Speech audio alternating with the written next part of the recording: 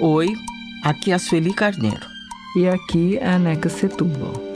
A gente começa agora mais um episódio do Escute as Mais Velhas, um podcast da Fundação Tite Setúbal, produzido pelo Estúdio Novelo.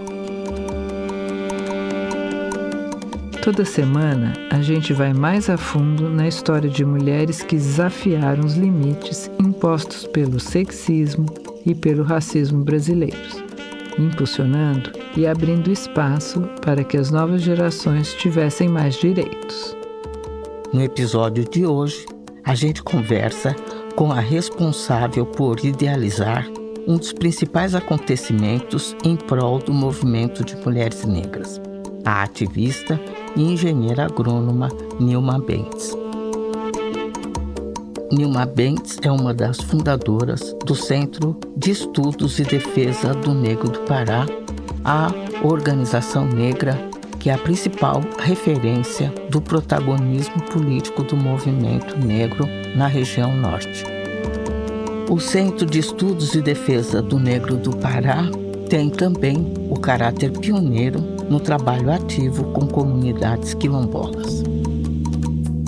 Ela foi pioneira também em levantar o conceito do bem viver, que ainda é, até hoje, muito estudado nas universidades e muito implementado em vários outros movimentos. Vamos então para a conversa com a Nilma Bentes.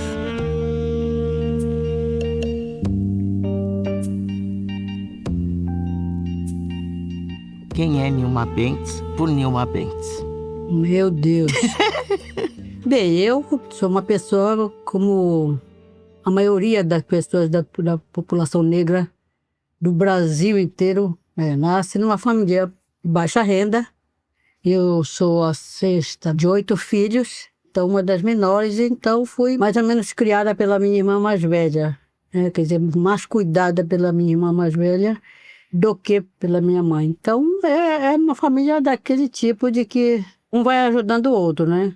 Estudei escola pública direto, né, desde o nível primário, como se chamava, até a universidade, tudo público. Então, eu sou uma ativista, eu gosto de dizer que eu sou uma ativista do movimento negro, movimento de mulheres negras. Simples, assim, não gosto muito de... Muito legal essa imagem. De muito currículo. Ô, Nilma, conta um pouco pra gente. Você falou, eu sou uma pessoa que nasci, como várias mulheres negras, numa família pobre e com muitos irmãos. Como é que foi essa relação com seu pai, com a sua mãe? Teve alguém que te influenciou mais? Você contou da sua irmã mais velha, mas e na infância com seus pais?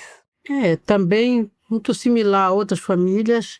O pai bebe, quando bebe a mãe protege, às vezes pedia para a gente correr para casa de vizinho, mas por incrível que pareça, ele era mais carinhoso quando não estava bêbado do que a minha mãe, né? E ele, como também tinha amantes, a situação era complexa, porque soubemos lá pelas tantas que ele tinha 8 filhos, e depois teve 8 filhos com outra mulher. Então, para ele ter um emprego e tentar apoiar 2 famílias, ou seja, 16 filhos é muito, né? Então, uma vida meio como essa, improvisada, né? Sendo que no meu caso eu tive relativamente sorte, porque minhas irmãs mais velhas, elas tentavam me apoiar de alguma forma, né? Onde vai estudar, procura matrícula, essas coisas tudo. Mas a minha mãe sempre foi muito enfática na questão de estudar. Lá estudava. Mas, Nilma, em outras entrevistas que a gente andou recolhendo aí, suas, você disse que já precisava ajudar na renda de casa.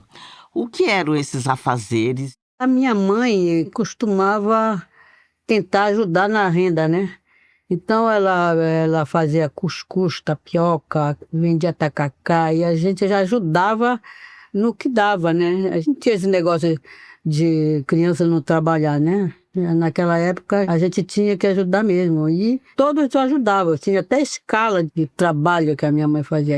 Hoje é isso, hoje amanhã é essa outra, e assim a gente ia levando, né? Sempre procurando não dar trabalho procurando nem pedir nada, porque sabia que não tinha esse negócio de levar merenda para nem pensar. Não tinha, não tinha. A gente já sabe que não tem, então não vai pedir, né? Então, era uma família mais ou menos clássica da pobreza, né? Com o agravante de ser negra, né? Porque vocês sabem, pelo menos aqui, mesmo na camada de baixa renda, o racismo é forte. Ambos na miséria, mas mesmo assim o racismo pega, né? As pessoas fazem a gente se sentir inferior. Pegando esse tema mesmo, Nilma, você também já falou em alguma entrevista que você conheceu o racismo muito cedo dentro da sua própria família. Você cita uma avó branca. Então, como que isso impactou a sua vida? Isso teve a ver, esse racismo, com a sua vida de militante? Como que é isso? Como você mesmo já falou agora, o fato de ser negra já diferencia mesmo na pobreza, né? Exato, é porque como a minha avó, a mãe do meu pai, não era negra, sim, a mãe da minha mãe, a vovó não gostava de negros, não queria que o filho dela estivesse com uma mulher negra. Embora que a minha mãe era aquela negra que é de pele clara, o cabelo bem pichain, mas ela não gostava, né? Então a minha mãe, claro, logo avisava a gente, olha, não brinquem dentro da casa das pessoas, porque se acontecer de ruim lá vai ser vocês. Não fiquem aporreando a avó de vocês porque ela não gosta de negro. Então a minha mãe avisou logo muito cedo pra gente. A verdade, eu não sei se isso foi bom ou ruim. Daí a gente fica sempre na defensiva, né? Eu sempre fui uma pessoa que cresci na defensiva, né? O que melhorou um pouquinho a minha vida foi porque eu me tornei, entre aspas, atleta no meu colégio. E isso era uma coisa que era positivo, porque o meu papel era bem marcado para mostrar a garra, a raça do nosso colégio. E isso eu fazia com certeza. Então, por mais que eu não fosse a melhor do time, pelo menos a garra era comigo mesmo, né? Então, eu era uma pessoa até um pouco paparicada dentro do meu colégio, né? E como você escolheu ser atleta, né? Que te deu essas possibilidades um pouco de se destacar? Por que você foi para esse lugar de atleta? Eu ia para a educação física e sempre me destacava, né? Tinha atividades que a gente fazia na rua, né? Apostar corrida. Não precisava ir para quadras, né? Por isso que eu acho, inclusive, que a população negra se destaca nessas áreas de esporte que tem contato físico, né? E que também pode ser treinado na rua. E a gente, era isso que eu fazia, era muito esperta.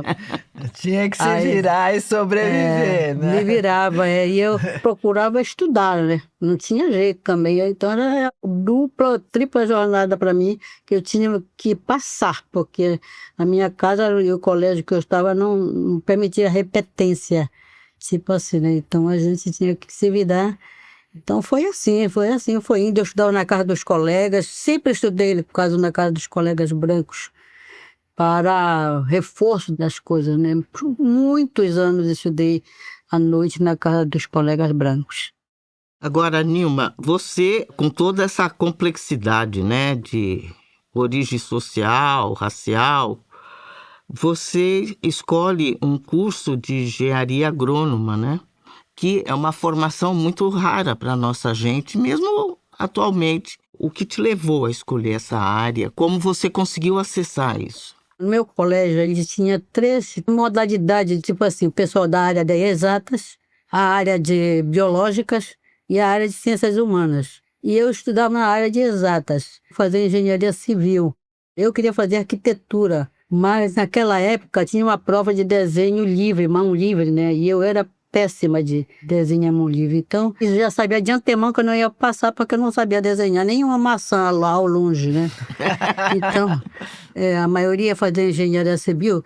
Eu não gostava muito de engenharia civil, mas seria meu caminho normal, né?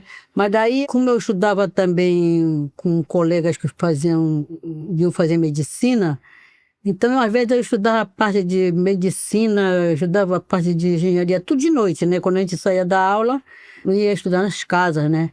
Para reforço.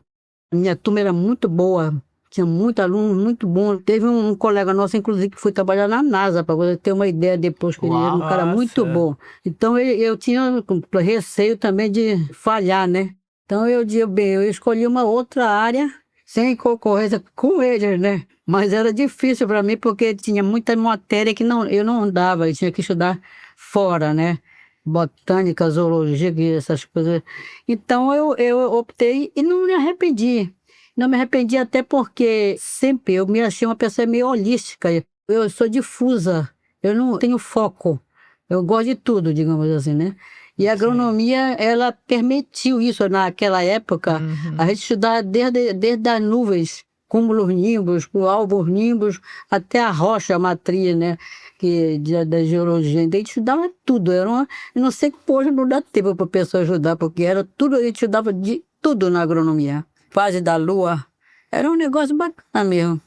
Ô Nilma, eu fiquei curiosa, você falou 2 vezes, você reforçou que você estudava na casa de colegas brancos. Você tinha muitos colegas brancos? Sim, engraçado, porque o meu colégio, ele era público, mas como ele era um dos melhores da cidade, toda a classe média ia para lá.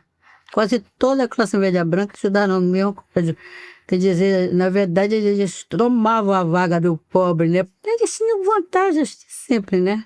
Os meus colegas eram pessoas de classe média. Aí todas as casas que eu estudava, as pessoas eram brancas. Até depois na agronomia, eu passei quase 4 anos estudando na casa de uma amiga minha, que o pai era de laboratório, brancos também. Então eu aproveitava, eu não era tão fraca, né? Elas também queriam. Então a gente estudava na casa das pessoas brancas, nas famílias brancas, né?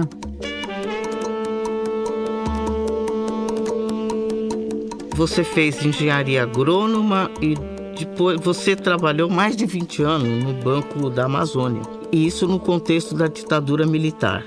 Como foi essa experiência de ser uma mulher negra num espaço desses? E qual a memória que você tem desse período histórico trabalhando naquela instituição?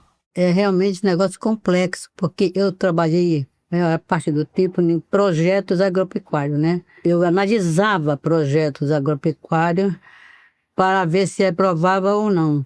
Por exemplo, no Código Florestal, só poderia desmatar, digamos, 50% da área, né?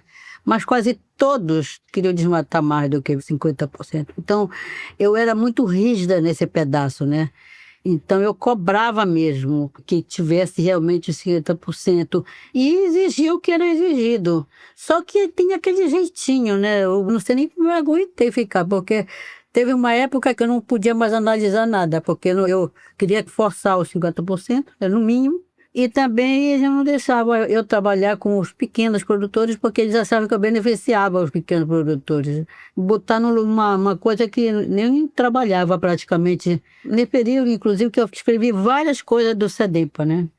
Cartilha, já que não botava para trabalhar, eu fazia outra coisa dentro do trabalho, né? Eba, agora era exatamente aí que a gente ia entrar. Eu quero que você descreva como foi construir a mais importante organização negra do norte do país, território tão especial como é o Pará, o Centro de Estudos e Defesa do Negro do Pará, SEDENPA, uma das primeiras e mais longevas, né, organizações do movimento negro brasileiro. Bem, a gente quando começa a criar uma coisa, a gente sabe onde vai dar, no que vai dar. O CDP é uma organização mista, uma associação mista, né, de homens e mulheres negros. Então, a gente se reunia nesse centro comunitário, primeiro num caráter de denúncia, né?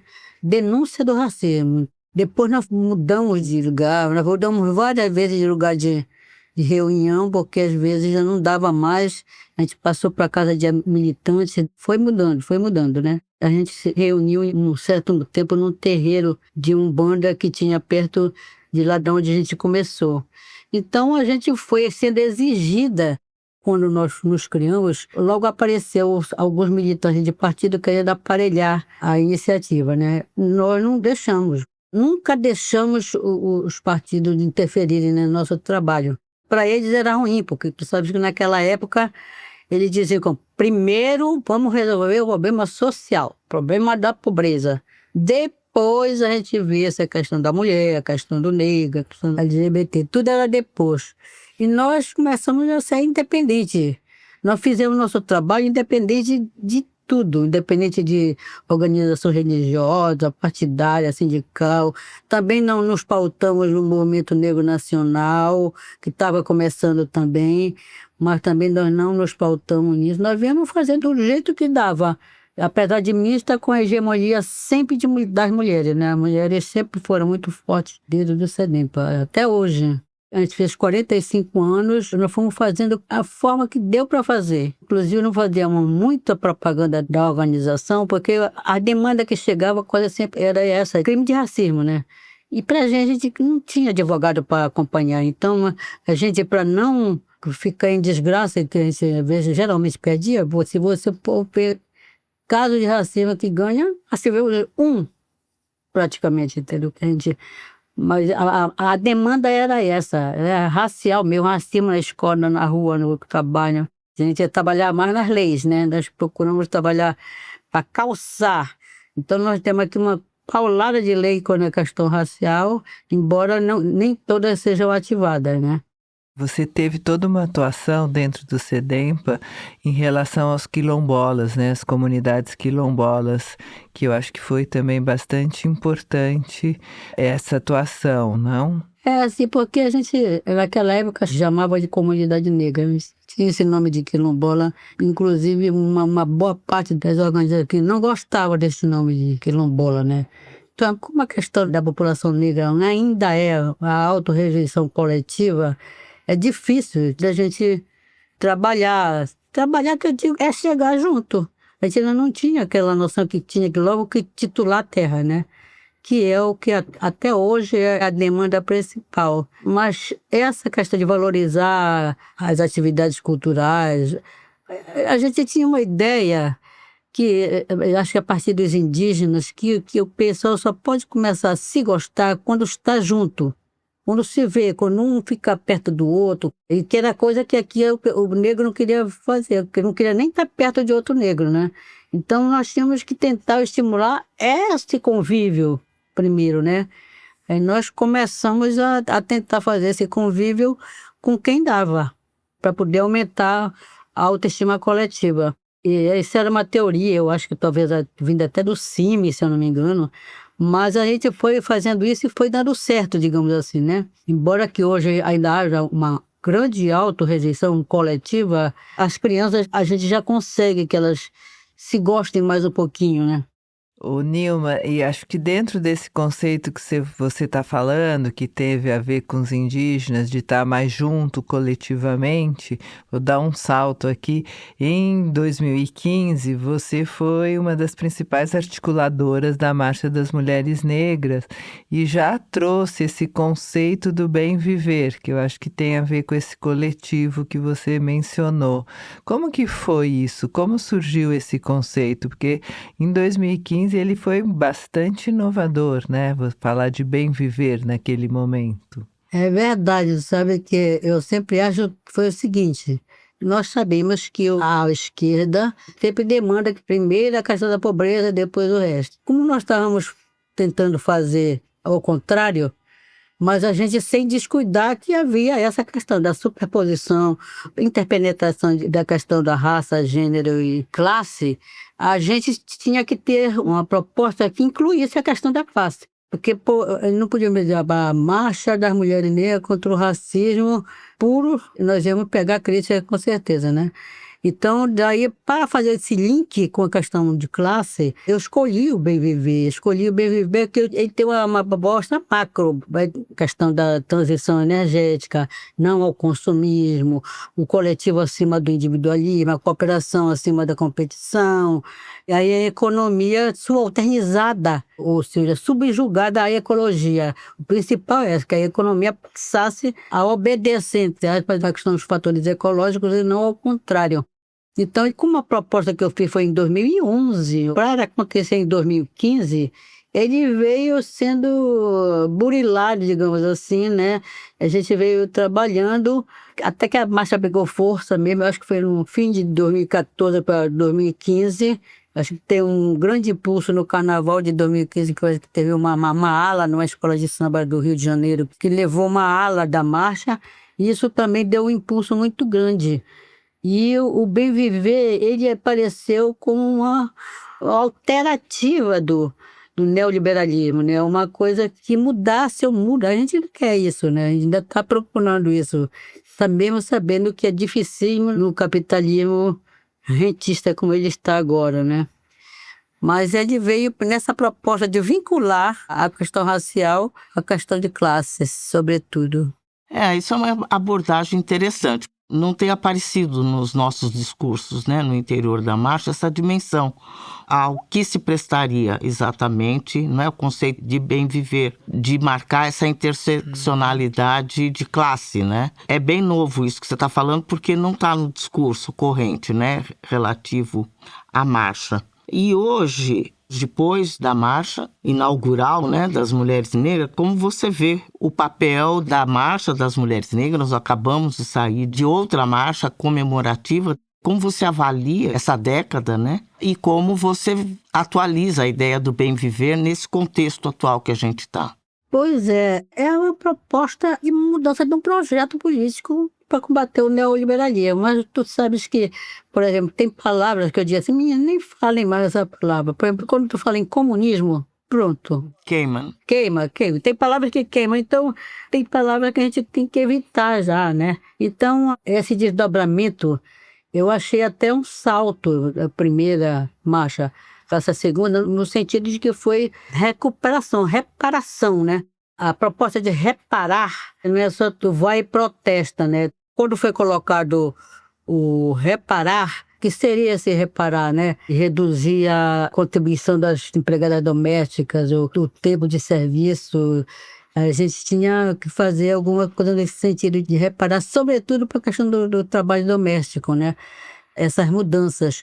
Pedir coisas absurdas para ver se começava a falar nisso, né? Por exemplo, um projeto, mesmo que fosse Minha Casa Minha Vida só para mulheres negras, entendeu? Essa marcha agora, que foi muito maior do que a primeira, né? Foi densa, tinha um potencial não só de reclamar, mas a proposta era de ir e cobrar, sobretudo do parlamento. Esse parlamento é horrível, um dos piores.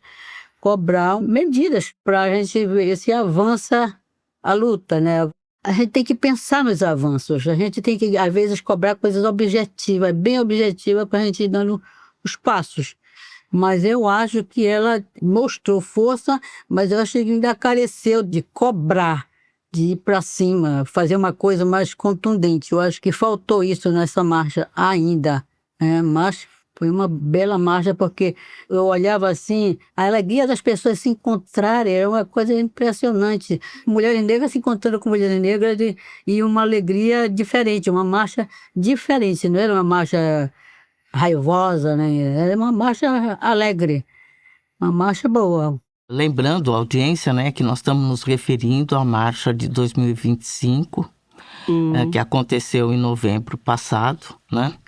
E que teve um protagonismo extraordinário de mulheres negras em nível nacional. E, em continuação, há uma ideia pioneira da Nilma Bentes de dar para a marcha o slogan do bem viver, né? Ô Nilma, vamos dar um passo para trás e conversar um pouco sobre a COP30, que aconteceu em Belém, na sua cidade, e que a gente entende que você também fazia parte, né, do Comitê de Mulheres Negras pela Justiça Climática. Então, conta um pouco para a gente como você enxergou essa participação deste comitê, qual foi o papel desse comitê e qual foi o seu olhar sobre essa COP30 que aconteceu em Belém. Olha, a gente sabe que a COP ela é entre países, né? É difícil acesso à participação, mas o pessoal tentou bastante, né? Ter algum protagonismozinho. E, inclusive, a gente demandou um pouco da Aniede, porque nós criamos um que a gente chamou Black Zone, a gente tinha pensado em mapear assim, a cidade ali, né? Você vai ali naquele lugar que tem coisa de negro, né? Mas acabou que a gente se concentrou no que a gente chama Quilombo da República, então lá ficou o Black Zone. E foi no Black Zone que a gente começou a chamar as lideranças, né? Para ir lá conversar com a gente. As reivindicações, tudo que se desenvolveu na COP30 aqui, não houve muito avanço. Era esperado que os países ricos, né, concordassem, mas na composição que está, tem pelo menos dar recursos para compensar as emissões, né, para mitigar e dar adaptação climática.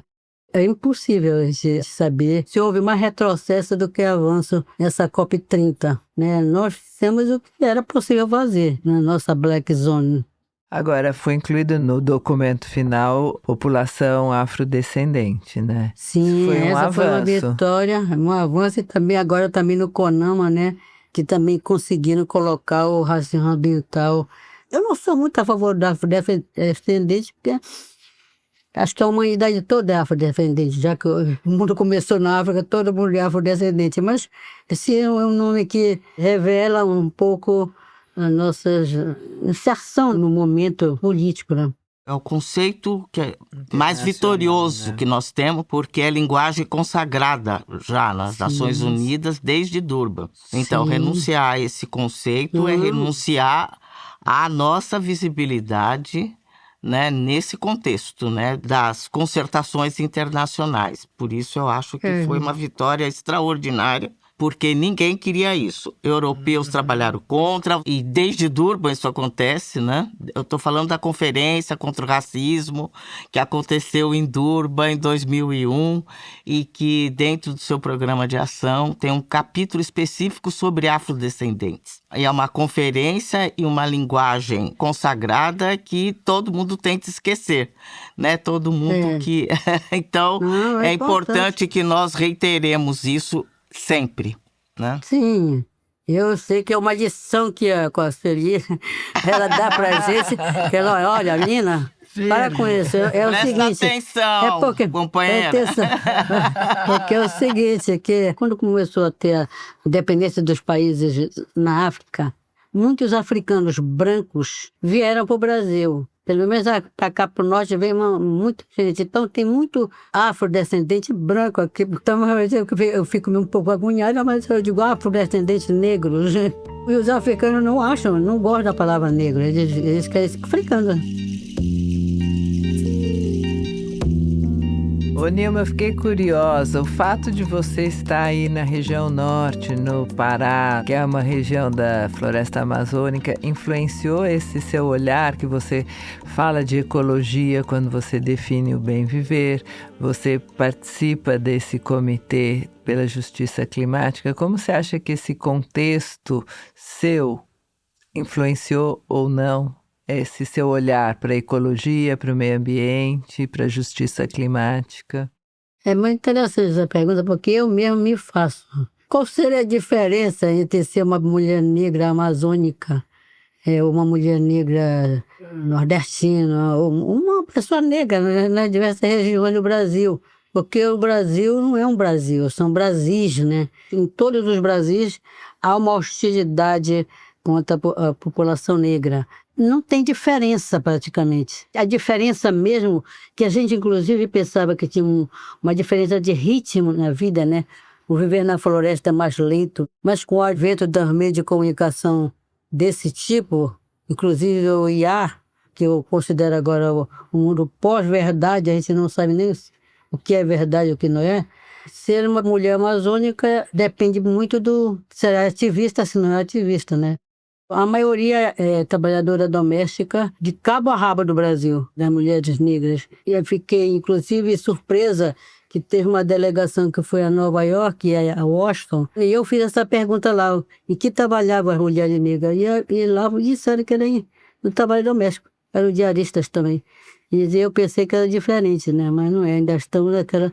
Irmã Cita, não é que o sediarista é um trabalho diminuído, pelo contrário, é o cuidado, né? Mas temos pouco avanço ainda na questão das mulheres negras, né? E na Amazônia, muito menos. Nilma, uma coisa que me parece que a Amazônia coloca é sempre um debate sobre possíveis alianças entre movimento negro e movimento indígena. Como você vê isso? A rigor é muito diferente a luta, né? Aqui não há uma forte aliança na luta indígena, uma luta negra, não. Mesmo sendo maior a população negra, existe uma coisa que foi introjetada para nós, que não foi introjetada neles, que é uma inferioridade. Os indígenas, eles sabem que eles são donos da terra. Eles estavam aqui antes dos europeus. Então, quando tu olha uma posições, inclusive mulheres indígenas, são desafiadoras. A partir das experiências que você teve ao longo desses anos, quais aprendizados você deixaria para as próximas gerações de mulheres? Será que eu aprendi alguma coisa? Você aprendeu muito. Sua trajetória é um reflexo disso. Porque todas as pessoas pensam muito na questão do jovem, né? E a gente sabe que o jovem, às vezes, não tem noção ainda da complexidade que é viver. Porque também depende muito da classe.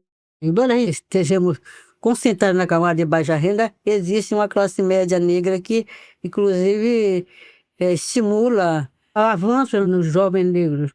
Mas eu não vejo o nosso movimento ser muito enfático em não querer que a gente passe da condição de oprimido para a condição de opressor. Eu acho que a gente deveria ser mais enfático nisso. Ou seja, querer mudar uma sociedade, mesmo que ela seja utópica, que a gente vá buscar essa equidade. Essa equidade não só econômica, como em todos os setores. Então, o pessoal diz, a juventude de hoje é a juventude da época, né? Cada juventude tem a sua época, mas a gente bem que está tentando que eles sigam um caminho mais equitativo. A gente vê avanços. A gente não trabalhou em vão, né? Mas o individualismo e a mídia, inclusive, não ajuda, né? A gente a estimular mais a juventude. Não há dúvida, quando a gente vê a questão da mulher negra, a gente vê um avanço até maior do que do conjunto da população negra, as mulheres negras, né? Só da época de soltar os cabelos, o que eu chamo batalha pelos crespos, nós é obrigada praticamente a alisar cabelo. A grande indústria negra era, inclusive, pasta de alisar cabelo. Eu dei muita expectativa, tem muita menina boa aí. Eu tive cada discurso impressionante, né? E discurso já é autônomo, não é nem demandar, é dizer, é falar, é se expressar. E, tipo, eu tô gostando até agora. Uma curiosidade a mais, Nilma. Você é uma histórica militante do movimento negro e você está dentro daquele perfil em que uma parte dessa juventude está questionando a identidade racial de pessoas da sua tonalidade e outra parte ainda reivindicando uma identidade própria para pessoas com as suas características. Como você vê esse fenômeno? Que resposta você dá para isso? Olha, aquele velho negócio de dividir para reinar, né? Porque a gente sabe que a gente unido é forte, né? Então, eu não gosto desse discurso que eu estou chamando de pai de tudo. Eu acho que a gente não deve dar força para esse negócio. Ele não quer ser negro de jeito nenhum. E não pode ser considerado branco. Daí eles inventam esses movimentos de partitude. No CEDEPA, nós também somos misturados em tudo, né? Quando a gente tinha, tipo assim, você vai fazer uma representação, você escolhe sempre os mais pretos. Porque os mais negros são os mais prejudicados mesmo. Ainda são os mais prejudicados. Você vê aqui, nós temos uma deputada que é negra, mas é afrofraca. Para ser alguma coisa, tem que ser mais branca do que negra. Aí viver isso mesmo, a batalha continua. Eu sei que eu não sou preta. Na minha casa, dá para saber que tem os preto e tem afrofraco. E os fraquíssimos, afrofraquíssimos. Mas eu estou gostando do humor da Sueli. Ela está bem Tá humorada. feliz, né, Nilma? Tá feliz. Ela não é mais brava agora. Eu não sei mais o que está acontecendo, mas você é uma coisa muito boa. Tô menos carrancuda, é isso? E aí eu estou vendo que ela está mais light, mais soft. Concordo Leve, né? com você, Nilma. Eu não conheço Isso é a bom. Sueli há tanto tempo, mas eu também Né? acho que ela tá mais alegre e é muito bom. Muito Isso bom. deve ter alguma razão boa, né? Então, A se ela tá idade. A A idade, idade né? tá me fazendo bem. Como tá sendo para você? Ah, pois eu estava com medo dessa pergunta. Estava com medo dessa pergunta, porque eu não acho nada glamuroso o envelhecimento Olha, eu tô do mais jeito que eu tô. simpática, mais alegre Pois é. e mais Pois é, velha. mas por isso que eu tô. Não deve ser por causa disso. Não sei, não sei. Você tá insinuando coisas, hein? Eu estou insinuando, tá. tô insinuando que envelhecer é bem limitante às vezes, né? Pede. Tudo tem vantagens e desvantagens, claro, né? Fala das vantagens, vai. Em tese, a pessoa fica mais centrada, digamos, mais equilibrada, pensa melhor nas coisas que vai fazer. Aparentemente, a pessoa fica mais lúcida, mais paciente, mais serena. Não é bem o meu caso, mas eu porque eu sou diagnosticada como borderline. Quando eu entro em depressão, é terrível. Vem forte, vem até o máximo. Porque o border é instável, né? E não tem cura. Tu tem que administrar, né? E agora é bom você saber que você tem, né? Mas que é difícil viver, é. Posso garantir para você. Dá diferença a idade? Ela ameniza, acentua? Como... Quando a gente tem consciência, como é o meu caso, quando eu fui diagnosticada aí e vi que eu tinha uma instabilidade, eu fui tendo que me administrar. Atualmente eu tomo antidepressivo e às vezes calmante para a noite. Porque vem essa questão que tu colocaste do envelhecimento, né? Nem todo mundo sabe envelhecer bem. Sorte tua que tá envelhecendo bem, tá até mais alegre, né? Você cresceu ou tem hoje assim alguma referência importante de pessoas negras que te orientaram ou que foram importantes na sua trajetória? É uma doidice que eu vou dizer, mas pode acreditar que uma das minhas referências de luta foi o Cassius Clay. É porque ele, né? Era um lutador, depois ele mudou o nome, mas ele era um cara irreverente. E hoje em dia, às vezes, quando a gente vê a entrevista dele, não sei se você já viste alguma entrevista dele, é impressionante o grau de consciência que ele tinha da questão negra. Principalmente ele, depois veio a Malcolm X. E a Davis, né? Angela Davis, na área internacional, digamos. Na nacional, nós tínhamos pouca divulgação aqui, né? Eu cheguei a ver a Lélia 2 vezes no Teatro Municipal. Gostava de ver a Lélia, era bastante além do nosso tempo, né? Mas a gente tinha pouca informação aqui na Amazônia, na época. Tinha pouca informação até do Brasil, né? Nossa vida é lutar contra o racismo. Uau. Na verdade, a gente luta mais contra a discriminação racial, né? Do que pelo racismo em si. Porque o racismo como uma ideia é muito difícil de combater. Mas a discriminação a gente pode ir para cima. São casos concretos, né? Casos concretos, é. E tem avanços. A Sueli, então, já conseguiu muita coisa. Ela é uma das escolhidas para divulgar e fazer a luta avançar. Sem dúvida. Não é celebridade para o Brasil, mas é celebridade para nós. Não, ela já virou celebridade, embora ela não goste, né? Mas ela é celebridade para nós. Recentemente, uma colega que foi à marcha, ela mora aqui do Acre, ela disse, eu vi a Sueli de perto. É isso aí, Nilma. É isso, eu que estou muito com ela agora. As pessoas ficam emocionadas de estar perto Você dela. precisava ter dito para ela que a Sueli marcha desde 1988, é a 5ª marcha da Sueli Carneiro. Não, mas eu não pude dizer isso para ela, porque ela estava tão entusiasmada. Eu vi a Sueli de perto. Digo, poxa, você... Mas é isso mesmo, eu ouço isso. Ela é do Acre. Eu vou dizer para ela. Sigamos marchando. É o isso que mesmo. Como é? A gente faz isso em legítima defesa sempre, da nossa dignidade humana, é isso. Nega, foi bom demais. Foi bom demais. Muito obrigado, um prazer enorme conhecer sua história, viu? Obrigada. Obrigada, hein? Obrigada. Axé pra nós. Axé, querida.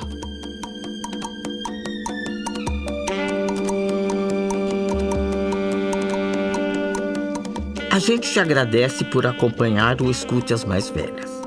Siga o podcast no seu aplicativo de áudio favorito para não perder nenhum episódio. Nas redes sociais da Fundação TID Setúbal, @Fundação TID, da Rádio Novelo, @Rádio Novelo e do Guelé 10, @Portal Guelé 10. Você pode repercutir o podcast, deixar comentários, elogios e críticas sobre as entrevistas. Escute as Mais Velhas é um podcast da Fundação TID Setúbal, produzido pelo Estúdio Novelo. A coordenação e produção são da Ashley Calfo. A direção criativa é da Paula Scarpim e da Flora Thompson Devô. E a direção executiva é da Marcela Casaca. A gerência de produto é da Juliana Jäger e da Bia Ribeiro, que também cuida da distribuição e audiência. A coordenação editorial é da Evelyn Argenta. A montagem dessa entrevista é da Luísa Silvestrini. A sonorização deste episódio é da Júlia Matos. A mixagem é da Mariana Leão. A trilha sonora original é da Estela Nesrini. A identidade visual é da Larissa Ramos. A coordenação de ilustração e design é do Gustavo Nascimento. E a análise administrativa e financeira é da Tainá Nogueira. A checagem desse episódio é da Caroline Fará. A pesquisa deste episódio é da Marcela Garcia Correia. Esta entrevista foi gravada no Estúdio Trampolim, em São Paulo. A gerente de comunicação da Fundação TID Setúbal é a Fernanda Nobre. A Natália Carneiro é a coordenadora de comunicação institucional em Guelé 10, Instituto da Mulher Negra. Eu sou Sueli Carneiro. Eu sou Neca Setúbal. A gente se encontra no próximo episódio.